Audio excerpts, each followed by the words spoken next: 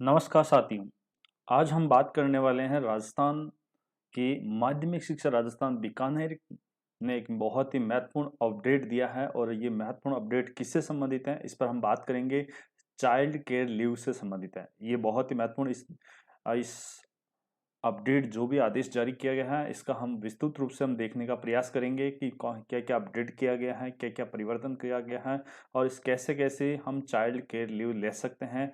इसमें हमारी जो चाइल्ड केयर महिलाओं के लिए क्या सुविधाजनक सुविधा की गई है और कितनी हमारे को अवकाश मिलेंगे, क्या बढ़ोतरी की गई है या नहीं की गई है, कितने अवकाश हैं, कैसे ले सकते हैं, इसका प्रोसीजर क्या है, इसका प्रारूप क्या है, तमाम बिंदु पर हम बात करने वाले हैं। तो बने रहिए मेरे साथ अंत तक इस वीडियो में, तब तक आपको संपूर्ण जानकारी देने का प्रयास किया जाएगा। तो देखिए, राजस्थान के वित्त विभाग की अधिसूचना के क्रमांक से 22/5/2018 द्वारा राजस्थान सेवा नियमों के नियम 103C द्वारा महिला कार्मिकों के लिए चाइल्ड केयर लीव का एक ये नया प्रावधान जोड़ा गया है।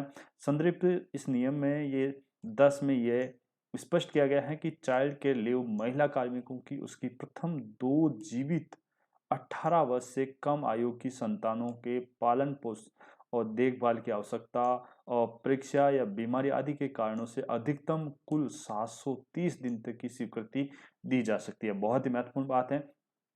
पहली महत्वपूर्ण बात है कि ये महिलाओं को मिलेगा। दूसरा बात है, यहाँ पर 2 संतान होने पर, 2 जीवित संतान जो 18 वर्ष से कम आयु होने वाले, उस पर देखभाल या वो परीक्षा के लिए हो या अपना उनका भरण पोषण के लिए भी वो कितने दिन का अवकाश ले सकते हैं? 730 दिन का अवकाश ले सकते हैं। बहुत ही महत्वपूर्ण सवाल हमारे सामने आता है।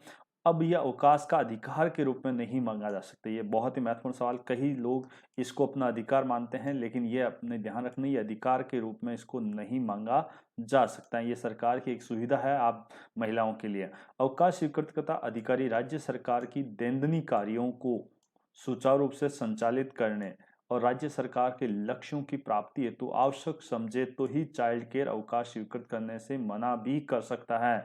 यानी हमारा होलसोल जो अधिकारी होता है वो चाहे तो चाइल्ड केयर लीव को मना भी कर सकता है। यदि उस जैसे मान लीजिए कि आप एक स्कूल के अंदर एक अध्यापिका है और यदि वहां पर अध्यापिका के तौर पर कार्य कर रहे हैं और यदि वहां पर स्टाफ की कमी हो और बच्चों की शिक्षा व्यवस्था सुचारू रूप से नहीं चल रही है और वहां पर पढ़ाई बाधित हो रही है, तो ऐसी स्थिति में आपकी चाइल्ड केयर लीव स्वीकृत नहीं की जा सकती। ये उसके संस्था प्रदान के विवेक पर निर्भर करेगा कि क्या वास्तव में आपके जाने के एवज में यहाँ पर बच्चों का भविष्य चौपट नहीं होगा, ये देखना पड़ेगा। यानी किसी भी उपयुक्त, ये राजस्थान के हम एक राजकीय विद्यालय की नहीं बल्कि कोई भी हमारी गवर्नमेंट की जो भी राजस्थान सरकार की जो भी बॉडी है उसके बारे में बात कर सकते हैं।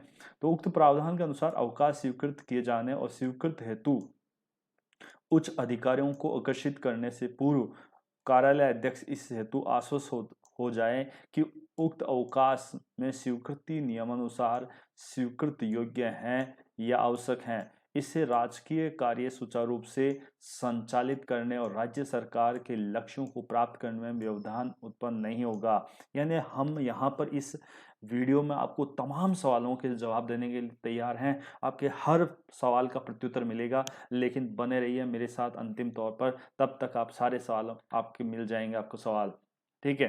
तो विभाग के अधीन विद्यालयों और कार्यों में महिला कार्मिकों की संख्या अधिक होने की स्थिति में अधिक आवेदन प्राप्त होने पर कार्यालय संचालन सुचारू रूप से रखते हुए आवेदनों को निम्न प्राथमिकता पर क्रम से रखा जाएगा। या यदि मान लिया कि एक स्कूल है या एक संस्था है जिसके अंदर मान लिया कि वहां पर ज्यादा महिला कार्मिक है और सभी को सीसीएल चाहिए, तो उसको इस आधार पर प्राथमिकता दी जाएगी कि किसको सीसीएल दी जाए और किसको नहीं दी जाए। तो उसके लिए कौन, जो हमारा जो कार्यालय अध्यक्ष है वो ये निर्णय करेगा किस आधार पर। देखिए, प्रमुख बिंदु, पहली बात, कार्मिक आकस्मिक गंभीर कारण है, यथा बच्चे की गंभीर बीमारी है जिसमें बच्चा अस्पताल के इंडोर में भर्ती है या दुर्घटना के कारण विशिष्ट देखभाल की आवश्यकता है।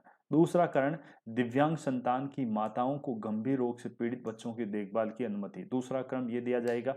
तीसरा क्रम देखा जाएगा कि संतान की परीक्षा में बैठने के कारण आवेदन प्राप्त हो और बोर्ड परीक्षा या उच्च व्यवसायिक संस्थान में प्रवेश हेतु परीक्षा के कारण आवेदन प्राप्त।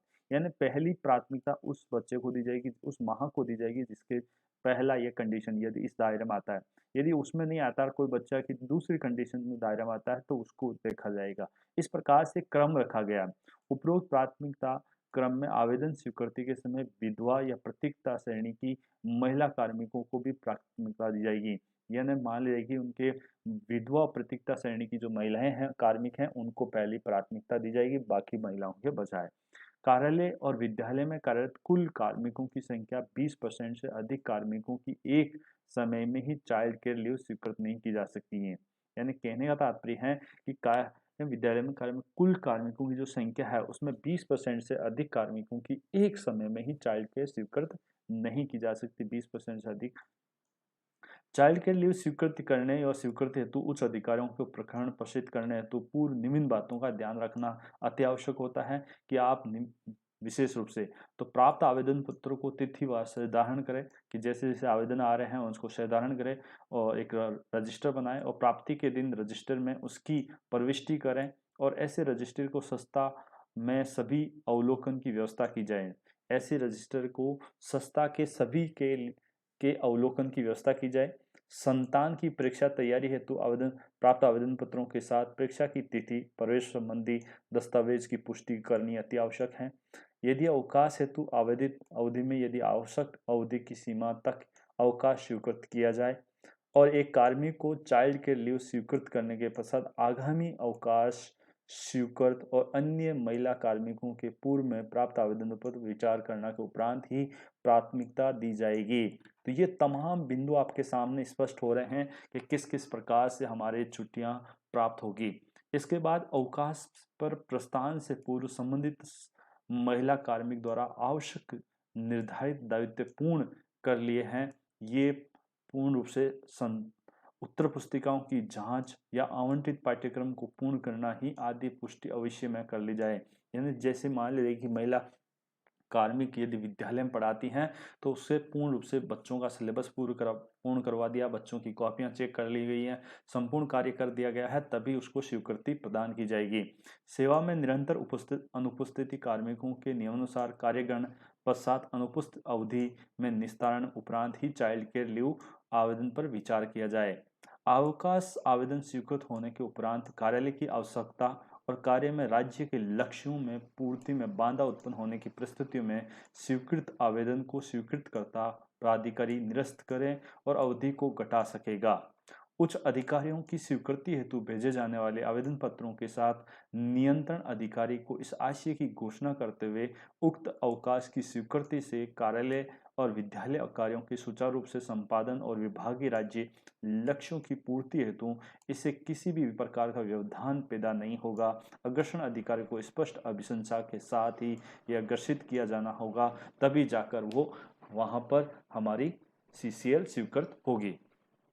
अब बात करते हैं कि इसमें आवश्यक दस्तावेज क्या लगाना है।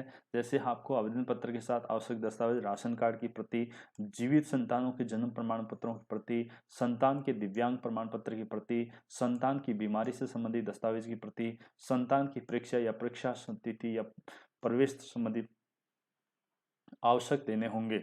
इसके साथ ही उपयुक्त निर्देश स्वीकृतकर्ता प्राधिकारी को ये सहायक हैं, किंतु कार्यालय विद्यालय की व्यवस्था बनाए रखने के दायित्व कार्यालय अध्यक्ष का होगा और आवेदित अवकाश स्वीकृत योग्य होने का आंकलन को कार्यालय अध्यक्ष को ही करना होगा।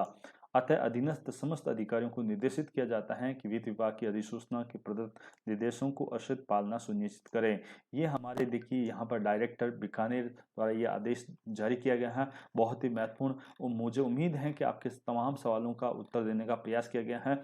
आप यदि कोई भी सवाल आपको महिला कार्मिकों को लेकर या सीसीए या चाइल्ड केयर लीव को लेकर या किसी भी प्रकार का हो तो मुझे कमेंट बॉक्स में कमेंट करके बताइए, हम आपके सवालों का प्रत्युत्तर देने का प्रयास करेंगे।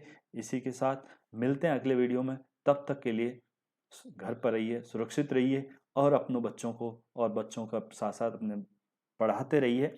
और आने वाले वीडियो को तुरंत आप प्राप्त करने के लिए इस चैनल को सब्सक्राइब कर लीजिए, बेल आइकन पर क्लिक कीजिए जिससे आने वाला वीडियो का पहला नोटिफिकेशन आपको प्राप्त हो सके।